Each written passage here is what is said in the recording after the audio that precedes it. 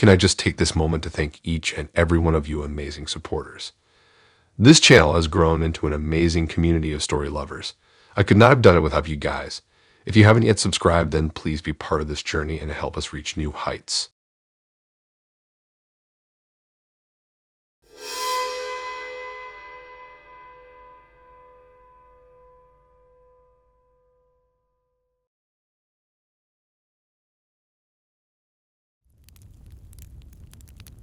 When my friend Jay and I discovered that abandoned train tunnel from the early 1900s, we could barely contain our excitement.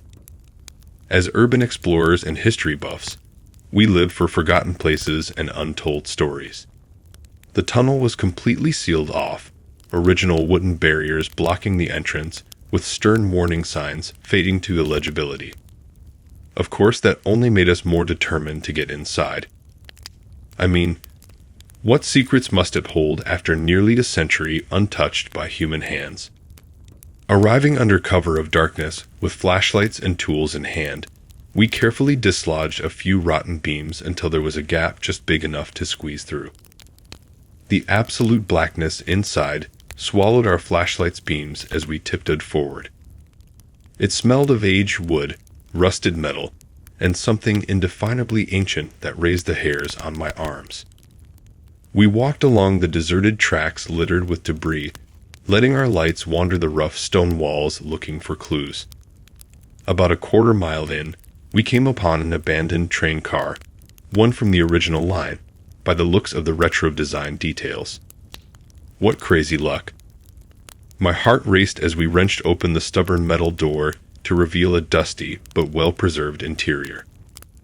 Old wood benches lined each side, piled high with suitcases, hat boxes, crates, as if passengers had to flee mid-journey.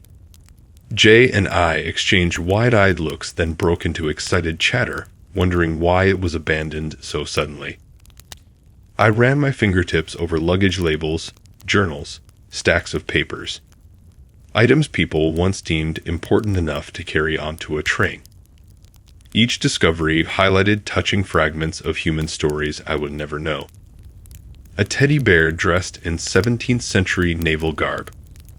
Delicate china wrapped carefully in twine. Faded daguerreotypes of stern but loving families. Had they ever been reunited with these priceless possessions? Where were they rushing off to that eventful day the train came to a final stop in this tunnel? Each object Jay and I examined offered mysteries without answers. After what seemed like hours combing through the car's forgotten treasures, I noticed the air was growing colder. Much too cold for a late summer night. Our excited breaths now puffed out visibly as we rummaged through crates and dug into suitcases. Jay was chattering away as he shook out an old jacket, but his voice sounded suddenly muffled. The musty scent shifted to something sharper, almost metallic. I shuddered without knowing why and felt an inexplicable sense of not being alone. Unable to shake the creeping unease, I shushed Jay's rambling and strained to listen in the absolute stillness. Just as he opened his mouth in confusion, we heard it way off in the impenetrable distance, the unmistakable mournful wail of an antique steam whistle. My scalp prickled in primal fear. Jay's eyes bulged, reflecting my own terror as we listened to the steam engine's shriek echoing endlessly through the cavernous tunnel. Louder, clearer than should be possible. Without a word we spun and ran from that train car, nearly crashing headlong into weathered beams in the blackness. Behind us came an unnatural whoosh gaining momentum, steel wheels screeching violently on rusted tracks. Disembodied voices rose in the maelstrom, indistinct but seemingly screaming warnings in a vain attempt to avert some long-ago catastrophe. They called to each other, these panicked ghosts of rail passengers yelling muffled pleas, begging an oblivious conductor to stop, spare them from an imminent doom that long ago befell them back in 1909. Panting creatures of the present, Jay and I scrambled desperately towards that little gap we carved into history. Behind us, the terrible sounds of that phantom train bore down screechingly close, culminating in twisting metal, shattered glass, and humanity's agonized death cries.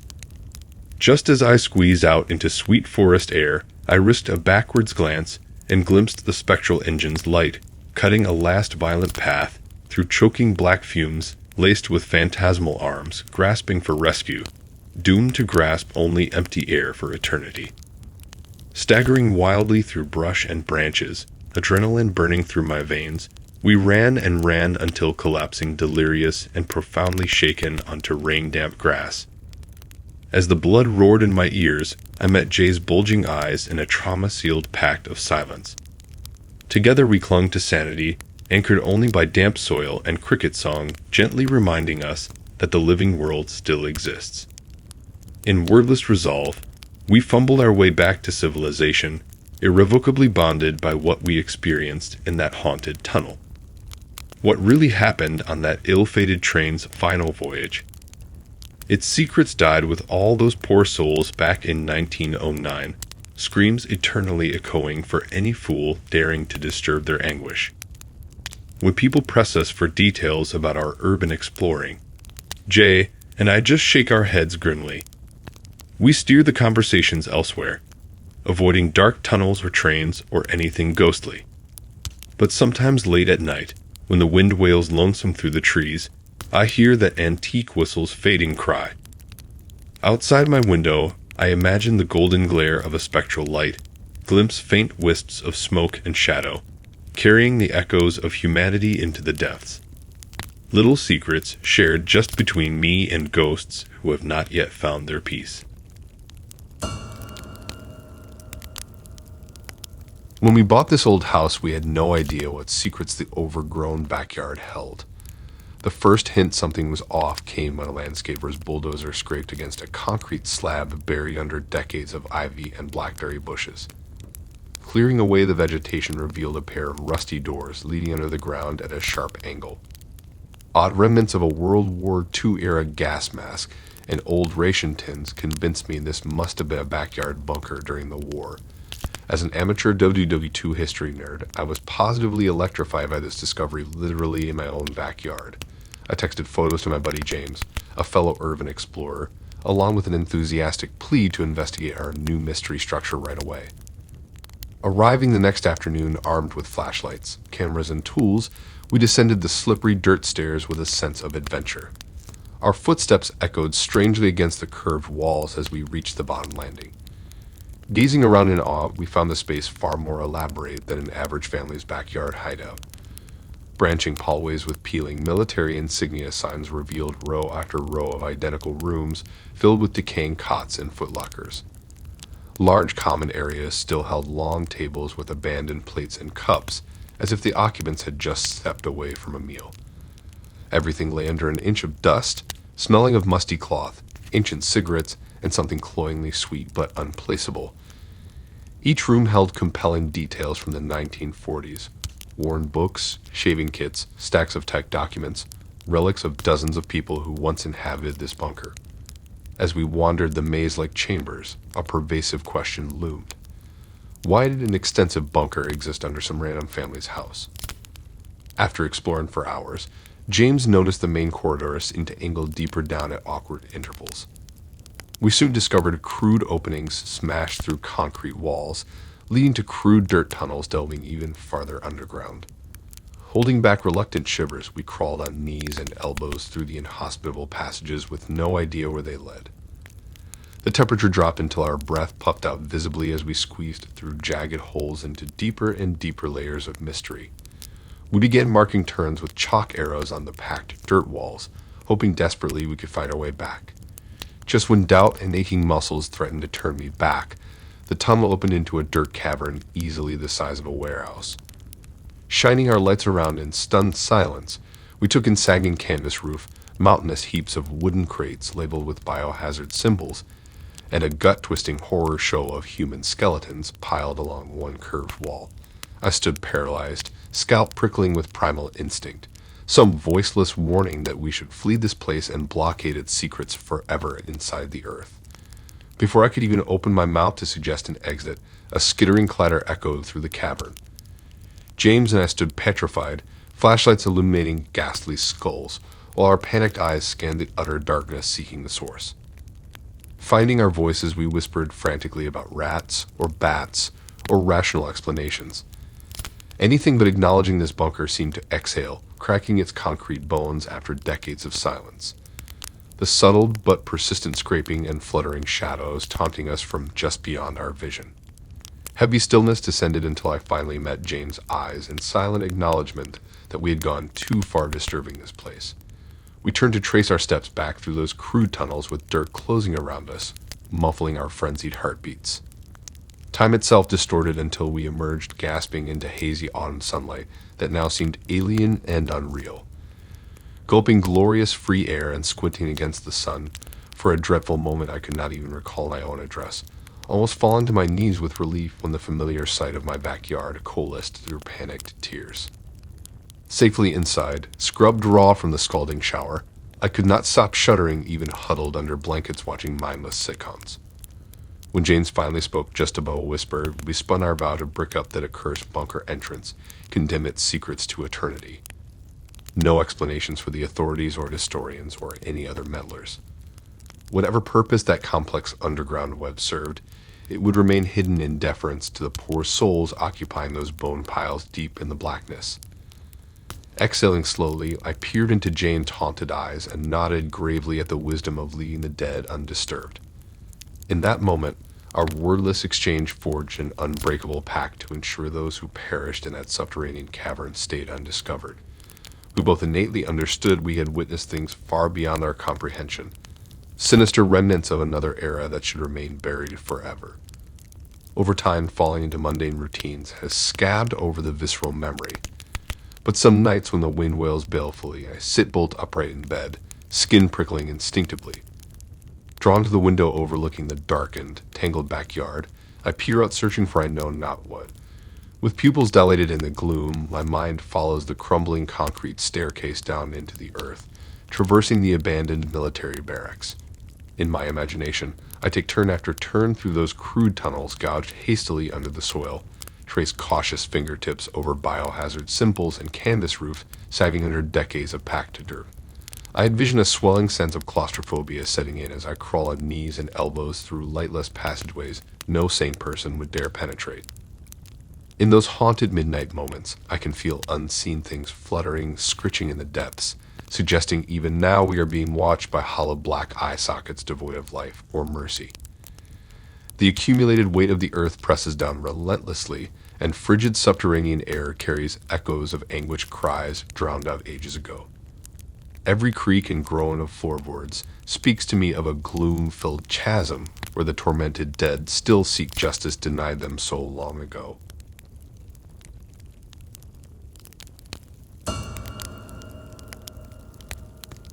I've always loved that addictive adrenaline rush of exploring decrepit buildings and hunting ghosts ever since sneaking into decaying farmhouses as a reckless teenager. So when my friend Zach texted asking if I wanted to check out the infamous Glendale Grand Hotel that coming weekend, I felt the familiar thrill of anticipation tingling down my neck. The sprawling luxury resort first opened to fanfare in the late 1800s, gaining prestige among Gilded Age socialites and tycoons, before abruptly shuttering under mysterious circumstances in 1947. In the decades since, the ruined hotel's imposing silhouette loomed over our small town, subject to endless rumors of hauntings and paranormal phenomena left undiscovered on the crumbling grounds. Zach knew I couldn't pass up an opportunity for hands-on supernatural investigation and hopefully even capturing tangible evidence of lingering ghosts. The preparations gave me a rush as we assembled equipment. Night vision cameras, digital audio recorders, laser grid pens, EMF detectors. Everything to maximize documenting potential paranormal activity. Of course, all this would require the minor detail of illegally trespassing onto private property in the dead of night. But surely the owners wouldn't begrudge our spirit world exploration, right? That next Saturday, just before midnight, Zach pulled up in his battered Civic to shuttle us and our ample gear over to the derelict hotel property. Approaching on foot through overgrown landscaping, the soaring Victorian facade dominated the sky, intricate stonework now blanketed in creeping vines, and whole sections sagging ominously. Walking through the maze of rear access halls, a pervasive energy permeated the stale air, ominous yet seductive, as if the building itself dared us to discover its secrets. We slipped through a cold chute into the vast basement kitchen with gloomy vaulted ceilings, rusted ovens, and heavy butcher blocks, remnants of a once elegant era. I ran my hand over dusty, unopened champagne bottles, imagining well-heeled guests toasting lavish occasions generations ago in the hotel's glamorous prime. Hour by hour, we slowly investigated a labyrinth of rooms in awed silence. From the opulent lobby with cracked frescoes high above a grand double staircase, to towers of luggage and furniture shrouded in mildewed sheets like abstract ghosts. Once grand guest rooms where peeling floral wallpaper clung defiantly to memories of long-vanished laughter and muffled conversations. Cobwebbed corners and collapsed corridors eventually blurred together as we hunted traces of enduring tragedy. Around 2:30 a.m., after scouring endless wings, we picked a second-floor library still impressively lined with water-damaged leather volumes to roll out our bedrolls and relax. As the night's intrigue caught up with us, jokes and banter faded into yawns until I was the only one still awake, listening to the building subtly settling. Curling up on decades of dust, I figured any ghosts could just wake me if they wanted company. I must have plunged deeply asleep because the next sensation was frigid air blasting my face like a freezer door opening.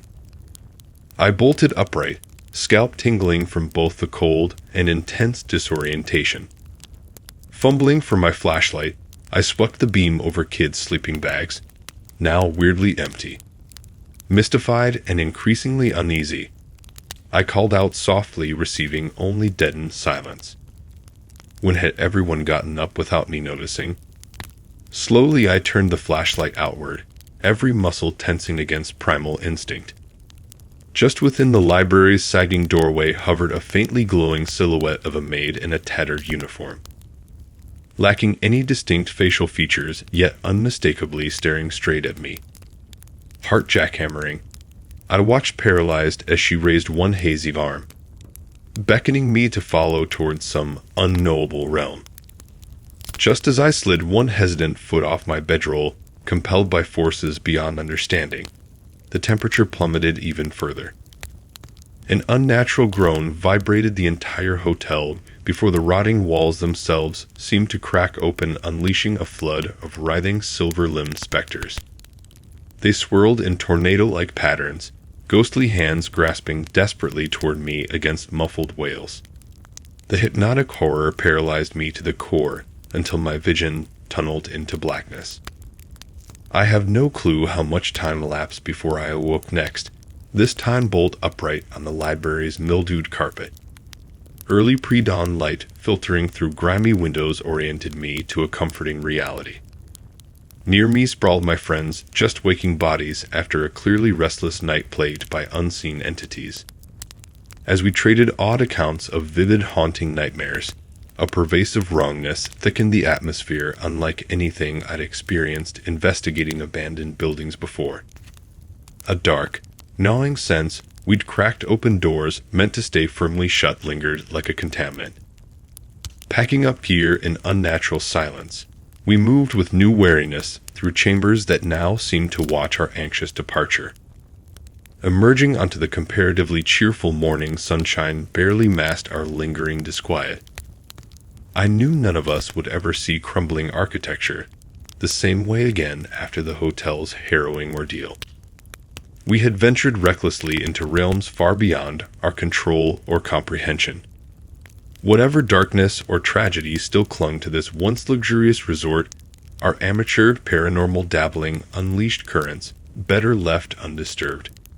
In my mind's eye, I glimpsed again the nameless beckoning maid, now clearly a warning that these blood-splattered grounds still concealed secrets too disturbing to exhume from their eternal rest.